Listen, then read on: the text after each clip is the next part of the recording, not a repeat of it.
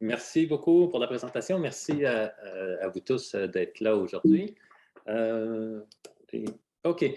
Donc, effectivement, donc, je vais vous parler aujourd'hui de mes expérimentations que j'ai faites avec la conception puis l'utilisation de ce que j'ai appelé une fenêtre d'enseignement pour l'enseignement à distance. Euh, une fenêtre d'enseignement, c'est un terme que j'ai utilisé, en fait, que j'ai traduit d'un terme anglais qui s'appelle le Learning Glass. Donc, je vais en parler évidemment beaucoup plus en détail, mais donc, il y a une compagnie américaine qui fabrique ces vitres sur lesquelles on peut écrire. Puis, il appelle ça un Learning Glass, donc une vitre d'apprentissage, mais moi, je l'ai traduit par fenêtre d'enseignement. Mais c'est beaucoup mieux connu sous le terme de tableau lumineux. Et voilà, donc moi, je suis professeur à l'Institut des sciences de la mer de Rimouski, à l'ISMA, qui relève de l'UQAR. Et cette idée-là d'utiliser une fenêtre d'enseignement est venue évidemment avec le COVID en mars 2020, alors que les cours ont été à l'UQAR, tous les cours ont été suspendus. Puis les professeurs, on avait le choix ou non, c'était vraiment libre à nous avec les étudiants de poursuivre l'enseignement ou non et de différentes façons. À ce moment-là, j'enseignais un cours aux études graduées à la maîtrise et j'avais que 4 étudiants. Et donc, je me suis permis d'expérimenter pour poursuivre le cours, pour donner un peu de matière encore. Et j'ai voulu faire d'une façon un peu originale et j'ai expérimenté avec ça ici. Donc, c'est ce que je vais présenter beaucoup plus en détail aujourd'hui. Euh, et n'hésitez surtout pas à m'interrompre au cours de la discussion. Des fois, c'est plus dynamique comme ça de réagir que d'attendre les questions à la toute fin. Donc, n'hésitez pas pour ça. Euh, une fenêtre d'enseignement, c'est une façon alternative d'enseigner par vidéo, par capsule vidéo. La façon traditionnelle serait ça, j'ai pris un exemple ici, c'est pas moi qui enseigne, j'ai pris ça en ligne. C'est un bon cours de physique que j'ai trouvé en ligne, fait par capsule vidéo par bon, ce professeur-là. Et c'est la façon traditionnelle d'enseigner en ligne, ça serait de tout simplement se filmer avec une caméra en classe avec un tableau blanc derrière. C'est tout à fait convenable, en fait, puis naturellement, beaucoup de gens enseignent comme ça, puis ça marche quand même très bien. Ça simule, ça représente assez bien comment on enseigne en classe aussi. Par contre, avec le vidéo, on peut se permettre d'aller plus loin puis d'avoir un enseignement plus agréable avec le tableau lumineux dont je vais évidemment parler aujourd'hui. Le désavantage, j'ai pris cette capture d'écran-là ici de ce vidéo, de ce bon prof qui enseigne des notions de physique, c'est que le professeur fait dos à la classe lorsqu'il doit écrire au tableau. Donc, il y a des expressions faciales, une certaine gesticulation qui est perdue à ce moment-là. Puis, la personne se trouve évidemment aussi devant l'écriture au tableau. Se placer devant l'écriture dans une vraie grande classe avec un grand tableau blanc, ce n'est pas une grosse contrainte parce qu'on a beaucoup d'espace pour se déplacer. Mais dans une capture vidéo, on est nécessairement limité par le champ de vue de la caméra, puis on se retrouve beaucoup plus devant l'écriture. Donc ça, c'est évidemment, j'ai pris cet exemple-là ici pour illustrer ça. Même chose quand la personne aussi, oui, j'ai pris cette deuxième capture d'écran pour montrer que lorsque le professeur fait face à l'audience, c'est difficile de pointer sur des... En fait, il faut toujours finalement faire dos à l'audience pour pouvoir pointer au tableau certains éléments. Autrement, on fait face, puis ben là, on n'a pas devant nous l'écriture.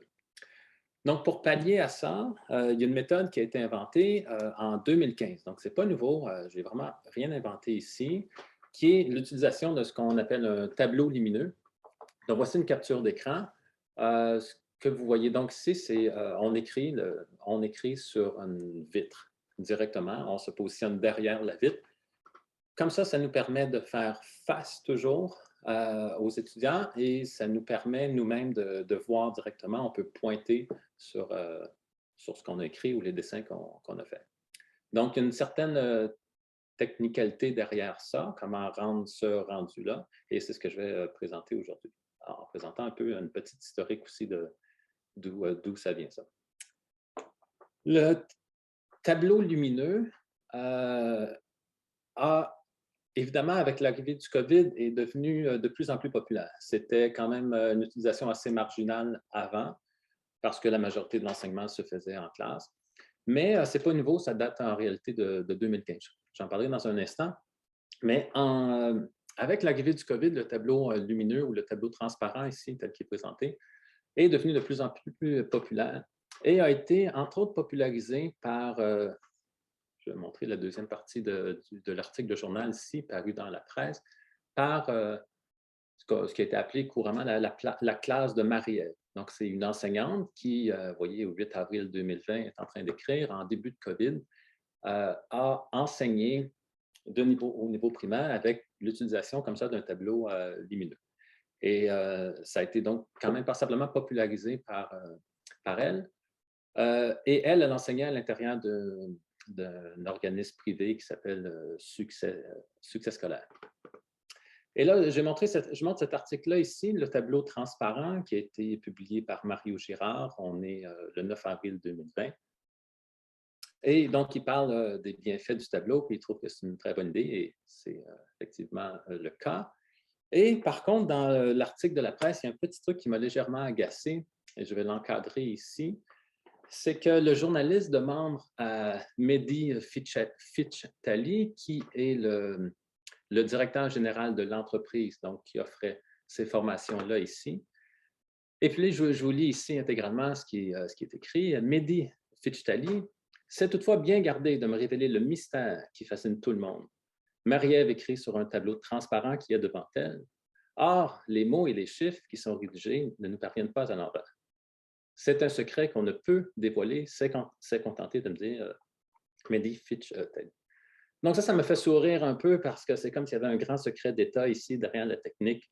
Puis je vais aujourd'hui dévoiler, révéler le grand mystère qui se cache derrière le tableau lumineux. Ça m'a fait sourire ça aussi, mais je dirais que ça m'a aussi un peu agacé parce qu'on était au camp du COVID.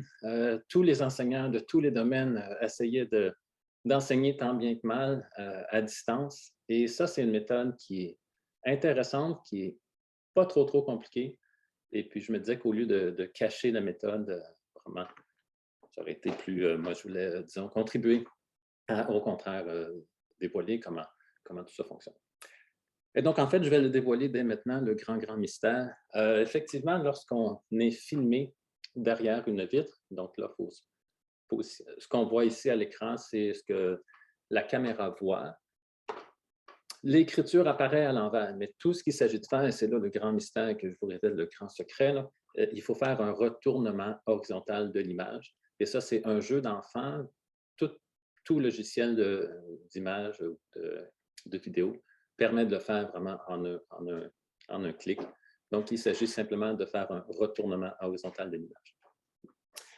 Donc, lorsque vous enseignez, vous écrivez sur un tableau lumineux, vous écrivez de façon tout à fait naturelle. Si vous êtes droitier, vous écrivez de la main droite. Il y a une drôle d'impression, je vous montrerai une vidéo après, en action, c'est qu'on a l'impression que la personne écrit à l'envers. Initialement, on peut penser que la personne derrière l'enseignant écrit à l'envers, mais en réalité, non, c'est tout à fait, on peut écrire de façon tout à fait naturelle. Un léger détail qui, en général, n'a aucune importance, mais je vais vous montrer un exemple où il y a une petite importance, c'est qu'on a l'impression que la personne qui enseigne derrière écrit, si elle est droitière, ça nous donne l'impression qu'elle est gauchère. Ce n'est pas une distraction, franchement, ça passe complètement inaperçu, à moins que dans votre enseignement, vous dites sur ma droite ceci, sur ma gauche cela. Si vous utilisez la main droite, ben là, il peut y avoir une petite confusion parce qu'il y a un inversement ici de la façon dont on perçoit comment la personne écrit. OK. Donc, voilà le grand mystère, c'est tout simplement, donc c'est tout simple en réalité, il s'agit de faire un renversement horizontal de l'image. Petit mot d'historique, parce que c'était présenté dans l'article de la presse comme si c'était tout nouveau, puis les sources n'étaient pas dévoilées de l'origine de l'utilisation d'un tableau lumineux. Ça aussi, en tant que scientifique, je n'aimais pas trop cette idée, ça m'agaçait un peu de cacher comme si la compagnie là, dans l'éducation avait inventé le processus. Les tableaux lumineux existent depuis 2015. C'est un chercheur qu'on voit ici, qui s'appelle Matt Anderson, qui est un professeur de physique à l'Université de San Diego. Et puis, c'est lui, bien avant le COVID, qui a développé la méthode du tableau lumineux. Et il l'utilise de deux façons. d'abord pour faire des capsules vidéo, les rendre en ligne. Mais on devine ici, il l'utilise aussi pour enseigner carrément en direct devant une assistance. Donc, il se positionne derrière le tableau. Le tableau, il y a une capture d'écran par une caméra, puis c'est projeté à l'endroit sur un écran ici. Donc, c'est une autre façon que je n'ai pas du tout expérimentée. L'avantage, là, c'est de pouvoir se positionner, d'avoir toujours un regard sur l'assistance, puis de pouvoir là, pointer, puis ouais, tous les avantages qu'on a de se positionner derrière l'écriture, puis de toujours faire face à l'assistance. Mais c'est un système quand même là, qui demande un peu plus complexe. Moi, j'ai seulement utilisé la méthode de faire des capsules vidéo. Donc, Matt Anderson, en 2015, qui a développé ça à l'Université de San Diego, après quelques années, a démarré une entreprise qui s'appelle Learning Glass, d'où j'ai un peu emprunté l'idée de fenêtre d'enseignement. Par contre, je n'ai pas du tout parti mon entreprise, mais j'ai emprunté un peu le nom ici plutôt que d'appeler ça simplement tableau lumineux. Donc, la marque de commerce Learning Glass, qui est fabriquée aux États-Unis, fabrique de ces tableaux-là lumineux. Donc, l'idée m'était venue au début, à fouiller en ligne un peu des méthodes d'enseignement. Au début du COVID, je vois que cette technique-là qui existe, qui m'interpelle parce que je trouve que c'est une très, très bonne façon d'enseigner. Je me renseigne un peu, puis on réalise que ça coûte quand même très cher. Je n'avais pas trouvé à ce moment-là au Canada des distributeurs. Puis, j'étais tombé nécessairement sur la compagnie Learning Glass. Et puis, celui qu'on voit ici, la fenêtre d'enseignement qui pourrait être mise sur une table. Il y en existe des beaucoup plus grandes qui sont autoportantes qu'on peut mettre par terre. C'est encore plus cher. Mais celle-ci, qui est d'une dimension un peu plus portable pour mettre sur une table, c'était quand même, même à l'époque, en fait, c'était 4 600 $ lorsque j'avais regardé. Ils ont baissé les prix depuis. On est en 4 000 $ américains avec les taxes, le transport et tout.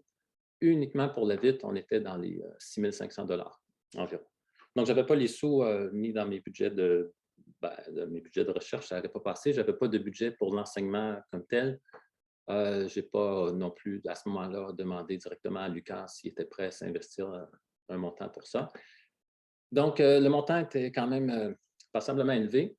Donc, je voulais, disons, expérimenter avant tout, avant de proposer qu'un institut comme Lucas investisse dans un tableau lumineux comme celui-ci. Donc, ce que j'ai fait au tout début, je vous montre mes tout premiers tests, puis vous allez voir comment les tests ont changé en cours de route. Donc, ça, on est en mars 2020, vraiment pas longtemps après le COVID. Puis j'ai fait donc une première expérimentation la plus rudimentaire qui soit, en achetant un plexiglas chez Rona. C'était le plus grand que j'ai pu trouver à ce moment-là. L'installation est simple et rudimentaire. C'est tout simplement des petits montants de bois ici, attachés avec des équerres et tout simplement, en fait, attachés avec des grosses pinces comme ça. Et un tableau lumineux aussi, pour que ça fonctionne, c'est qu'il doit être lumineux, donc il doit être rétro-éclairé. Il doit y avoir un éclairage. Normalement, si je reviens en arrière, les tableaux lumineux là, qui valent passablement cher, mais qui sont de qualité professionnelle, ont un éclairage au DEL, sur tout le pourtour aussi. Mais vous allez voir avec mes expérimentations qu'on peut s'en tirer bien avec moins d'éclairage. Donc, normalement, il y aurait un éclirage tout le tour. Dans mes premiers tests ici, j'avais simplement un rail d'éclairage en dessous de la vitre ici, qu'on ne voit pas très bien parce que je l'ai couvert avec un ruban noir là, pour pas que la lumière aille directement à la caméra. Mais donc, dans ces premières expérimentations, j'avais vraiment qu'un rail de lumière en dessous. Puis ça illumine toute la fenêtre, un peu comme dans une fibre optique. C'est assez impressionnant, l'éclairage. Ça rend vraiment un rétro-éclairage à travers la vitre. Ça marche quand même passablement bien avec du plexiglas aussi. À ce moment-là, tout était fermé à Lucas. Je n'avais pas accès à du matériel audiovisuel. J'ai vraiment que filmé avec mon téléphone pour ces premières expérimentations.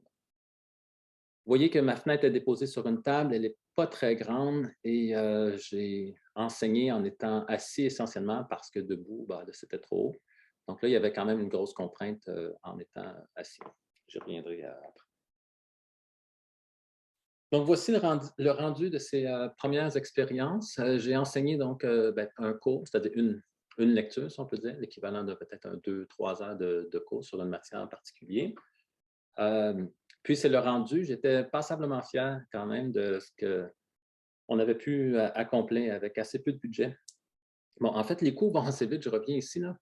Quand même, tout ce matériel-là, ça ne paraît pas, mais il y a quand même jusqu'à 300 que ça a coûté. On peut penser que ça coûte 50 mais en réalité, le plexiglas, ces pinces-là, j'en ai 6, c'était un bon prix, tout ça. Il y a à peu près pour 300 de matériel ici pour ce premier petit prototype. Donc, voici le rendu, une capture d'écran et c'était, j'étais passablement satisfait. Et aussi, j'ai eu de très, très bons commentaires des étudiants pour cette portion du cours-là que j'enseignais à distance. J'y reviendrai sur les commentaires des étudiants à la fin de la présentation. Donc là, on est en mars 2020. Je vois que le prototype, l'expérimentation, franchement, est pas mal convaincante. Et j'anticipe à ce moment-là la rentrée scolaire de 2020, de septembre 2020, où j'ai de forts doutes que tout l'enseignement devra se faire à distance. Évidemment, il y avait l'option Zoom, mais que je n'ai pas privilégiée. J'ai voulu tenter de pousser plus loin l'utilisation de la fenêtre d'enseignement ici. À la fois pour moi, parce que je trouve que ça rend très bien les choses. J'aimais l'idée d'avoir des capsules vidéo parce qu'après, ça reste en archive. On peut les réutiliser d'année en année. D'ailleurs, cette année, ça a été réutilisé aussi en partie. Et donc, je me suis lancé dans l'aventure de faire tout mon cours. Donc, là, on parle d'un cours complet sur une session en capsule vidéo comme ça. Par contre, là, je voulais pousser l'idée plus loin. Je voulais aller de façon plus professionnelle. Là, ce que vous voyez à l'écran, les premières expérimentations, c'était quand même un peu amateur, ou du moins, c'était très, très prototypant. Il y avait plusieurs contraintes. D'ailleurs, ma fenêtre était petite, un peu trop petite. Un désavantage, une chose qu'il faut apprendre à gérer lorsqu'on travaille derrière une fenêtre comme ça, c'est de gérer le tableau puis nous-mêmes se laisser de l'espace pour être vu. Là, vous voyez qu'assez rapidement, je surchargeais le tableau. Je me retrouvais un peu trop parfois derrière l'écriture ou les dessins. Donc, je n'avais pas beaucoup d'espace de liberté. En ayant un petit tableau, il faut penser qu'il faut faire du montage vidéo de tout ça. Donc, avec un petit tableau, si on veut garder de l'espace pour être bien vu, ça ne nous laisse pas beaucoup d'espace pour écrire. Alors là, il faut faire beaucoup de coupage et de montage parce qu'entre deux captations vidéo, il faut nettoyer tout ça puis remettre en place. Donc, ça m'apparaissait trop limitant au niveau de la grandeur. J'ai utilisé un plexiglas parce que c'était pas cher, c'est ce qui était facile à trouver, mais un plexiglas, c'est pas idéal, ça peut rayer assez facilement. C'est assez difficile à nettoyer pour que le rendu soit très, très beau, qu'il n'y ait pas de voile blanc dessus. Et aussi, c'est flexible. Donc, il y avait une certaine flexibilité qui rend l'écriture sur le tableau pas idéale. Donc, c'est là que j'ai approché Fadio. J'ai déposé une demande de subvention que j'ai obtenue pour avoir 2000 $ pour mettre à terme un projet de construction, de conception d'une fenêtre d'enseignement avec un budget de 2000 $ qui est quand même assez conséquent, mais beaucoup plus faible que ce qu'aurait coûté un Learning Glass commandé des États-Unis, qui était de l'ordre de 6 000 à 7 000 $. Donc, j'ai reçu la subvention de Fadio pour construire ce que vous voyez ici. Donc là, on est vraiment dans une conception qui est beaucoup plus professionnelle. Déjà, la vitre, c'est un verre trempé, dit architectural, donc un verre de très haute qualité avec une très, très bonne transparence qui a 8 mm d'épaisseur. Ah oui, ce verre est trempé, donc du verre trempé, c'est un peu comme du verre de pare-brise de voiture. Si on le brise, ça s'éclate en plein de petits morceaux, ça ne fait pas des grosses tranches de verre. Donc, d'abord, c'est extrêmement solide. On peut frapper à la limite à coups de marteau au centre, puis on ne va pas la casser, vraiment un peu comme un pare-brise de voiture. Et si jamais c'était cassé, le risque est beaucoup plus faible de se blesser. Donc, on est ici dans un verre dit trempé ultra clair. Ensuite, j'ai fait designer par Multisoudure à Rimouski. Je suis allé les voir pour expliquer le projet. Puis je voulais un support en métal très solide, évidemment, mais aussi le plus léger possible. Donc, l'aluminium était un bon matériel pour ça. Puis, avec le soudant, là, on a discuté d'un design là, qui est celui que vous voyez ici. Il y avait la question de comment attacher la vitre sur le support. C'est Vitrerie Morin, une vitrerie à Rimouski, de qui j'ai acheté le verre, qui m'ont suggéré une très bonne idée ici. C'est des attaches comme ça, comme on en voit parfois sur les balustrades. On voit des fois des rampes, des balustrades, en fait, en verre, dans toutes sortes de lieux publics. Et puis, c'est attaché par ces attaches-là ici, qui sont très, très solides, qui sont faites expressément pour ça. Donc, voici l'installation qui a été faite. Je vais parler du budget à la fin. Je suis rentré essentiellement dans mon 2 000 $, mais c'est allé un peu au-delà. Je vous expliquerai pourquoi après. Là, ce qu'on ne voit pas bien sur l'image ici, malheureusement, je n'ai pas une image où on le montre bien, mais il me fallait un rail de lumière, d'ailes, et ces ailes-là étaient installées, j'ai perdu ma souris, étaient installées sur le dessus seulement de la vitre. En fait, j'ai 2 rails, j'ai fait différentes expérimentations en mettant des lumières en haut et en bas. Je ne me suis pas préoccupé à mettre des lumières sur le côté. C'était un peu plus compliqué justement à cause des attaches. Et puis, donc, dans un premier temps, j'ai fait des tests, mais d'ailleurs, tout ce que vous allez voir, je n'utilise une lumière qu'en haut. Malgré d'avoir mis des lumières en bas, ça changeait très, très peu le rendu. Puis, c'était plus simple de garder les lumières qu'en haut. Donc, on ne les voit pas ici sur l'image. Mais c'est une sorte un rail que je peux déposer sur le dessus le temps d'enseigner. Ensuite, j'enlève le rail, il est seulement déposé pour nettoyer la vitre, puis je peux le remettre. OK. Donc, voici l'installation. Une contrainte que j'ai eue dans tout ça, c'est qu'à l'UQAR, surprenamment, il n'y a pas de studio audiovisuel. Normalement, pour faire des bonnes captations vidéo comme ça, on veut un studio insonorisé dans lequel il n'y a pas de bruit de ventilation, qu'il n'y a pas de bruit de corridor et qu'on a un éclairage contrôlé et tout. Donc, j'ai utilisé une salle à l'ISMA qui m'a été prêtée là, pendant plusieurs semaines. Et c'était quand même très, très contraignant parce que c'est une salle qui est utilisée pour l'enseignement. Donc, il fallait que je défasse tout le matériel, le remettre le lendemain en dehors des heures de cours. Ça a été quand même une grosse contrainte à ce moment-là. Mais donc, je travaillais avec, si on peut dire, un peu un studio de fortune, avec du matériel et de l'aide technique que j'ai eu de Jean-Luc Théberge, qui est technicien en audiovisuel à l'UQAR, qui m'a donné un gros coup de main pour ça ici. Donc, ça, c'est la fenêtre qui était installée. Vous voyez qu'elle est installée ici sur des blocs pour la surélever. Donc, ça, c'était pas idéal. Mais depuis, j'ai acheté une table. Ça, c'est bien important. J'ai acheté donc une table qui est ajustable, dont la hauteur est ajustable, puis elle est sur roulette.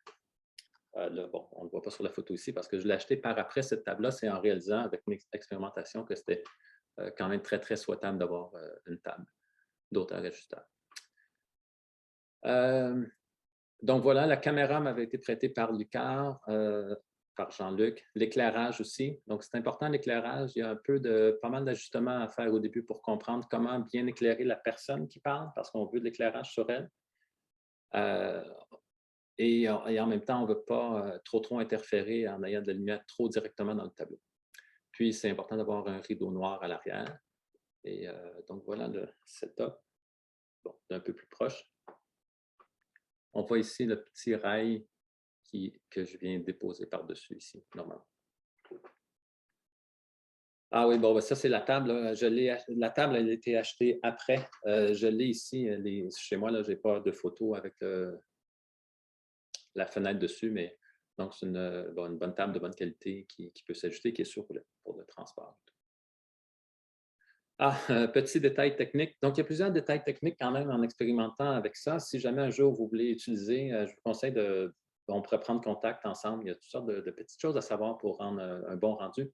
La chose, une des plus importantes, c'est d'utiliser des stylos là, Expo Néon. Si on prend les stylos plus normaux, conventionnels qu'on utilise sur des tableaux blancs là, dans les écoles, ça ne rend pas du tout, ça marche un peu, mais ça n'a rien à voir avec les Expo Néon. Donc, c'est très important d'utiliser cette marque-là, ce type-là. Donc, voilà, là, ça, c'est maintenant un rendu, une capture d'écran avec le nouveau système, avec meilleur éclairage, meilleure vitre, plus grande surface de travail. Et donc, on voit que le rendu, là, j'étais très fier de ce qui était rendu ici. On distingue bien les différentes couleurs qui peuvent être utilisées. Puis, donc, voilà un exemple. Un autre exemple, c'est juste, Là, on voit que même ma fenêtre est beaucoup plus grande que celle que j'avais d'avant. D'ailleurs, elle fait, bon, les dimensions, elle fait 49 pouces par 33 pouces de haut. C'est quand même pas énorme comme fenêtre. Si on a des calculs assez longs à faire ou beaucoup d'images, assez rapidement, on peut surcharger le tableau. Donc, on pourrait toujours vouloir un plus grand tableau, mais un plus grand tableau lumineux, évidemment, c'est beaucoup plus cher, c'est beaucoup plus complexe à transporter. Et étant donné avec le budget, mais aussi que j'avais, mais aussi je voulais un système qui était portable. Surtout en temps de COVID, je voulais être capable de travailler de la maison parfois, l'amener à la maison. D'ailleurs, il est ici en ce moment. Je veux le ramener à l'université. Donc, qu'il soit portable, qu'il puisse s'emprunter aussi assez aisément d'un département à l'autre.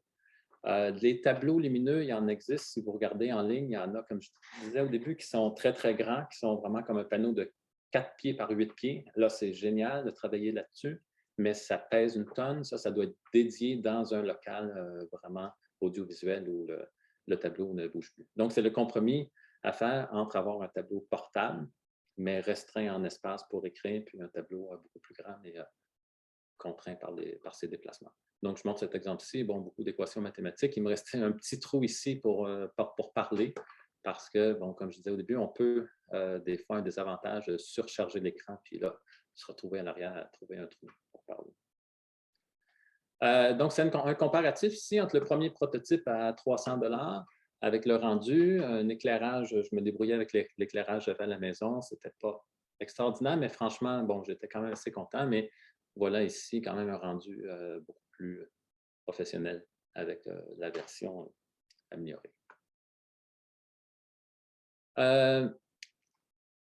Le tableau, c'est essentiellement moi qui l'ai utilisé, mais beaucoup de collègues, professeurs autour ont manifesté de l'intérêt. Personne n'a utilisé, de mes collègues immédiats autour, sauf Émilie Morin. Donc, je montre tout simplement une capture d'écran pour donner qu'Émilie l'a utilisé aussi pour faire quelques capsules vidéo, qui est enseignante en éducation à l'UQAM. Jusqu'à maintenant, il n'y a pas eu d'autres utilisations, mais j'en profite pour si vous avez un intérêt à utiliser le système que j'ai développé, là, qui a été subventionné par Fadio, ça me fera plaisir de vous le prêter, puis même vous donner une certaine formation pour l'utiliser. En fait, c'est mon espoir que ça soit utilisé, que ça ne reste pas dans mon bureau. OK, un mot sur le budget. Je ne sais pas, j'ai une barre ici, est-ce que vous voyez ça? OK, un petit mot sur le budget. Je n'irai pas dans tous les détails de tout ce qui est écrit ici, mais là, j'ai utilisé une vitre de 49 par 33 pouces et bon, cette vitre-là a coûté 430 $. Initialement, j'envisageais une vitre un peu plus grande parce que je craignais que ça soit trop pesant. Je suis voulu restreindre un peu. Je ne dirais pas que j'ai regretté, mais à refaire, c'est ce que je dis ici, à refaire, je n'aurais pas de crainte d'y aller avec la grandeur initialement souhaitée, qui était de 57 pouces par 32 pouces. D'où vient cette grandeur-là initialement souhaitée? C'est en réalité, c'est précisément la grandeur. En fait, je me suis fié au Learning Glass. Cette fenêtre-là ici, qui a été développée depuis longtemps, donc je suppose que l'expérience est là derrière pour avoir choisi ce format, était de 32 par 57. Donc, j'étais parti pour ça, mais avec les calculs du poids de la fenêtre, le châssis en aluminium, je ne savais pas combien ça allait peser exactement. J'étais un peu craintif d'aller avec une grande fenêtre.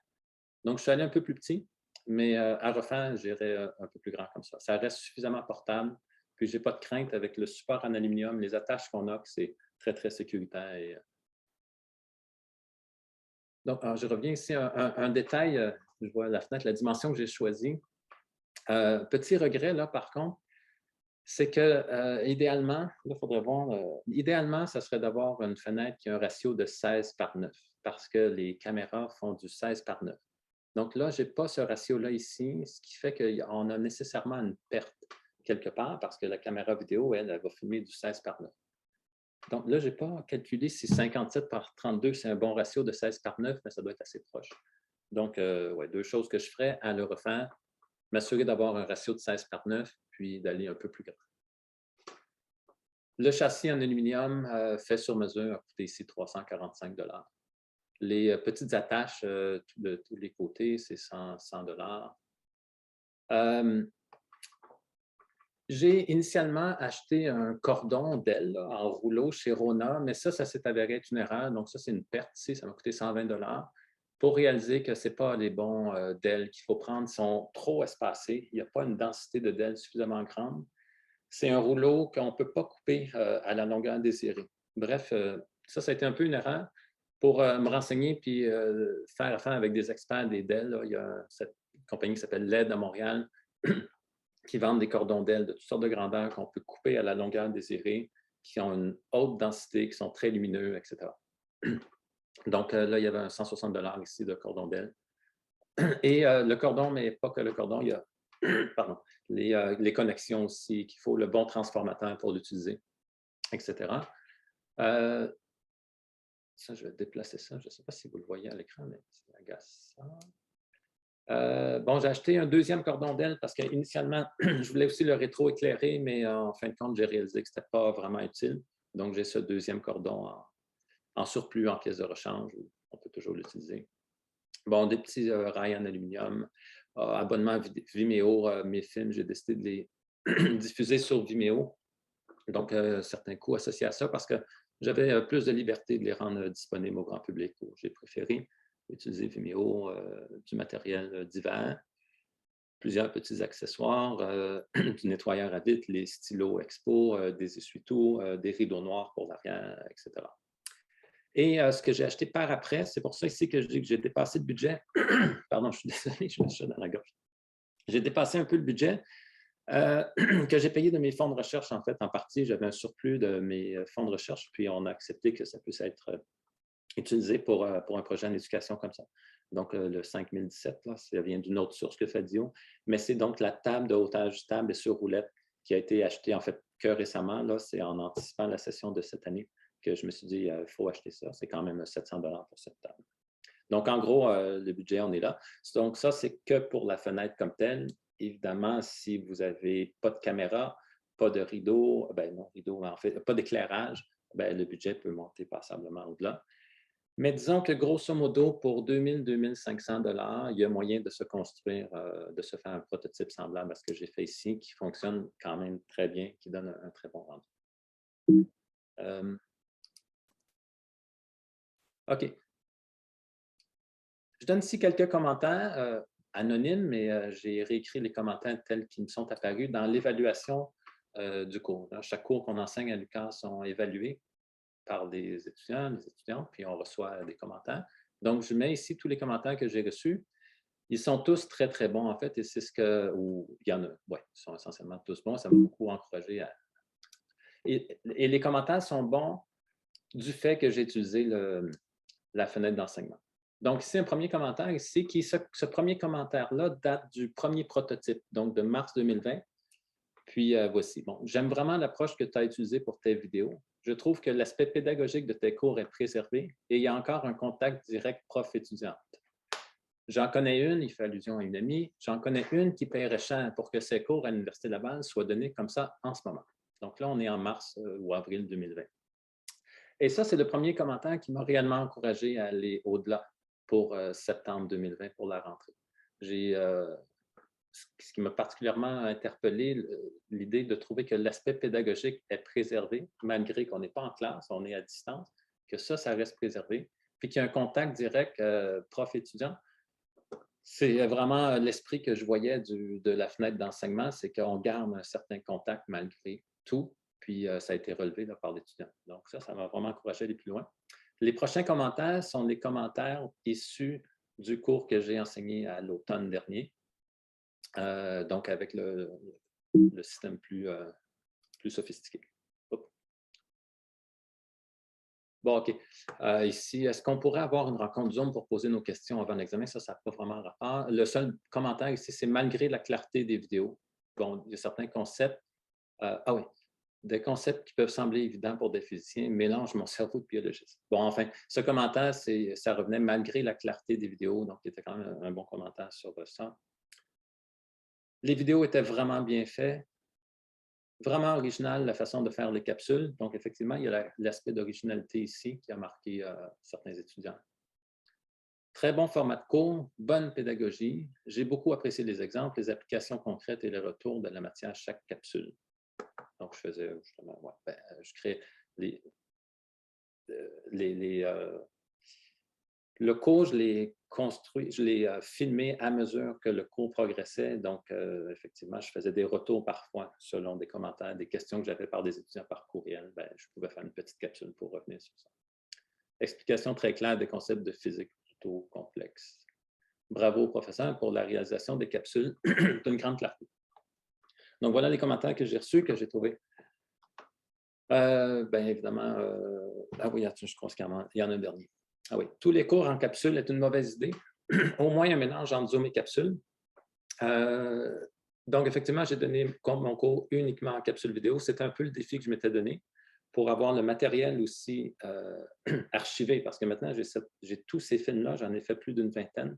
Donc, disons que je n'ai pas de regret de ne pas avoir tout fait en capsule, mais j'aurais pu allouer quelques périodes en Zoom. Là, ça m'a été un peu reproché ici. Donc, voilà pour les commentaires.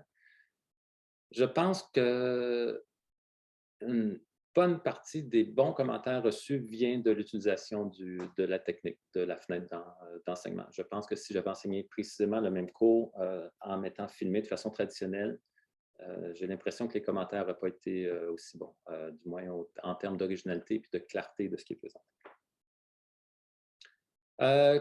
Quelques contraintes, obstacles, j'en ai parlé un peu. C'est quand même extrêmement chronophage de faire ça. Bon, déjà, j'expérimentais, je n'avais pas d'expérience. Évidemment, beaucoup de temps passé à se familiariser, à faire des tests d'éclairage. Il faut faire le montage.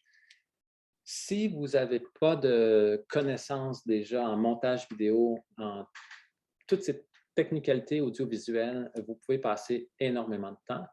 Je l'ai fait parce que ça me passionnait de le faire. Je voulais mettre le projet à terme, mais je ne sais pas si j'encouragerais demain matin un enseignant à se lancer dans ça sans avoir un soutien audiovisuel, à moins que vous ayez la motivation réellement de le faire. Déjà, préparer les cours, c'est très long. C'est différent. Moi, j'ai trouvé ça plus long et plus laborieux, surtout par manque d'expérience à ce moment-là. Quand je prépare un cours pour aller en classe, comme un enseignement traditionnel, c'est déjà beaucoup de travail. Mais en classe, on se permet, un peu comme là aujourd'hui, la présentation que je donne, je ne me suis pas préparé, j'improvise. Je parle en improvisant un peu, en ayant une certaine ligne directrice. Puis je bafouille souvent, j'ai fait plein d'accros. En classe, on se le permet, c'est de bafouiller comme ça. Mais quand on se filme, on se met une pression qu'on voudrait que tout soit parfait. Puis on ne se permet pas de bafouiller. Puis lorsqu'on bafouille, ben moi, à ce moment-là, j'arrêtais la vidéo, puis je recommençais. Puis des fois, j'ai recommencé une dizaine de fois. Ça amenait parfois à de la frustration. Certaines captures vidéo, il ne faudrait pas que je les rende publiques. Ben, pas à ce point-là, mais il y avait une réelle frustration. Des fois, c'était ah, merde, je n'ai pas encore réussi. Parfois, tu veux faire un bon stretch, là, si je peux me dire, de 15-20 minutes où tu veux écrire, puis c'est rendu à 15 minutes que tu te trompes, que tout s'écroule, puis tu dois recommencer. Donc, c'est quand même beaucoup, beaucoup de temps passé à faire ça. Donc, ça prend du temps. Donc, là aussi, une autre contrainte que j'ai eue, c'est que je n'avais pas accès à un studio audiovisuel où je pouvais installer, du moins en permanence ou du moins pendant quelques semaines, la fenêtre d'enseignement. Donc ça a été très contraignant parce que de redéfaire le studio à chaque fois, il y avait une bonne ventilation où j'étais. Heureusement, ça ne paraît pas, on n'entend pas vraiment la ventilation, mais c'était quand même agaçant de savoir que c'était autour. Il y avait des bruits de couloir, il y avait quand même un peu de gens à ce moment-là à l'université. Donc, des fois, je devais carrément arrêter parce que, bon, il y avait trop de bruit ambiant, mais ce que j'ai réalisé assez vite, c'est que j'allais le soir et la fin de semaine pour faire ça. Donc, on peut dire ça, contrainte, obstacle. Je termine ma présentation en montrant que d'autres universités, d'autres institutions semblent utiliser, du moins, ou l'offre de plus en plus l'idée du tableau lumineux. Il y a l'Université de Sherbrooke ici, qui a une belle page avec une vidéo qui montre comment l'utiliser. Donc, ça, c'est utilisé à l'Université de Sherbrooke. L'Université Laval en ont 4 carrément. Donc, je ne sais pas où ils les ont achetés, mais il semble avoir des systèmes, on voit les images un peu, là, des systèmes de nature tout à fait professionnels qui doivent coûter dans les 7-8 000 probablement, ou plusieurs milliers de dollars. Donc, ils en ont 4. Et il y a des cégeps aussi qui en ont, j'en ai trouvé plus qu'un. Le cégep André Laurando, c'est muni de tableau lumineux. Et un autre cégep ici, cégep Édouard Montpetit, vous avez un projet tableau lumineux. Donc, il n'y en a pas à l'UQAR. Je ne suis pas certain s'il y en a dans la région. À un moment, le Cégep de Rimouski en avait un, mais je n'ai pas réussi. Je suis allé voir le lien web que j'avais, puis là, le lien ne marche plus. Donc, je ne sais pas ce qu'il y en est, s'il y a des gens qui écoutent, qui sont au courant où en est ce projet-là au Cégep de Rimouski. Mais il y en a peut-être un à cet endroit. Ça se termine ma présentation. C'est plus là ouvert à la discussion, les questions, mais je tiens évidemment à remercier Fadio là, qui a cru au projet, qui m'a donné les sous pour mettre ça de l'avant. Et je le répète, le système que j'ai est disponible si jamais vous vouliez l'utiliser. Avec un peu de formation et de coaching, je pourrais vous aider là-dedans. Je remercie bien sûr Jean-Luc Théberge à l'audiovisuel de l'UQAR qui m'a donné un sérieux coup de main. Je remercie ma conjointe, Sandy Gregorio aussi, qui m'a beaucoup aidé là-dessus, qui a toléré d'avoir le truc sur la table de cuisine pendant plusieurs semaines, puis que ça soit un peu tout à l'envers ici, puis qui m'a aidé dans toutes sortes d'aspects du projet. Donc, voilà pour ma présentation et je suis prêt à répondre à vos questions.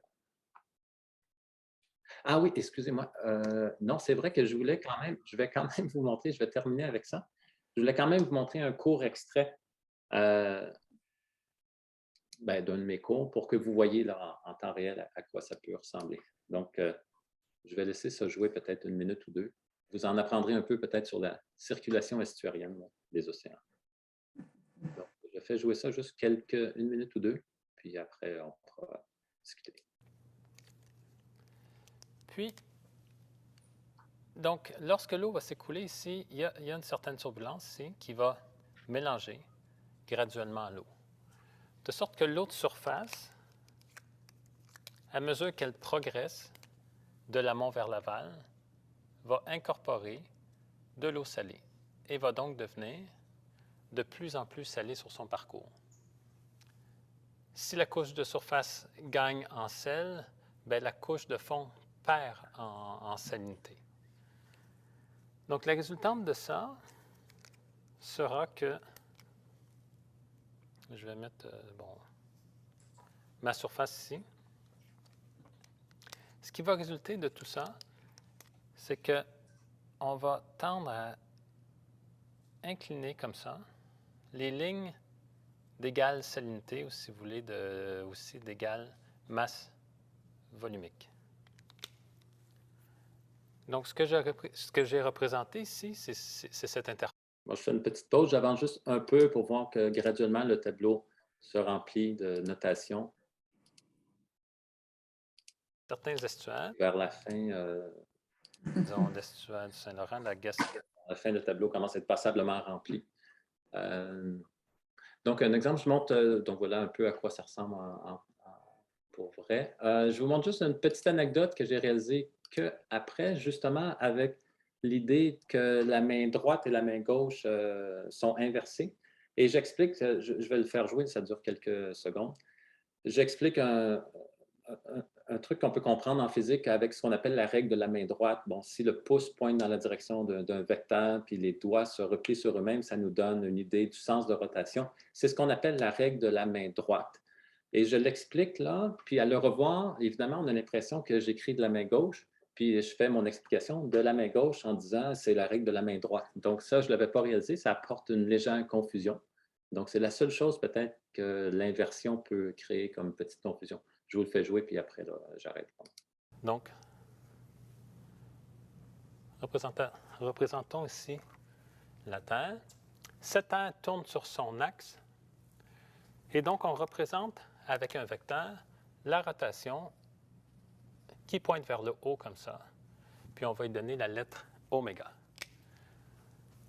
Ça, c'est ce qu'on... en physique, c'est le vecteur qui est utilisé pour illustrer, pour montrer et quantifier une rotation. La façon de le comprendre, si le vecteur de rotation pointe vers le haut, c'est d'utiliser la main droite, de pointer le pouce vers en haut, puis dans le sens dans lequel les doigts se replient sur eux-mêmes, dans la main, c'est le sens de rotation. Donc, la Terre... Bon, voilà, c'est ce qu'on appelle la règle de main droite que j'illustre ici, apparemment, avec la main gauche. Donc, voilà, j'arrête ici et j'attends vos questions.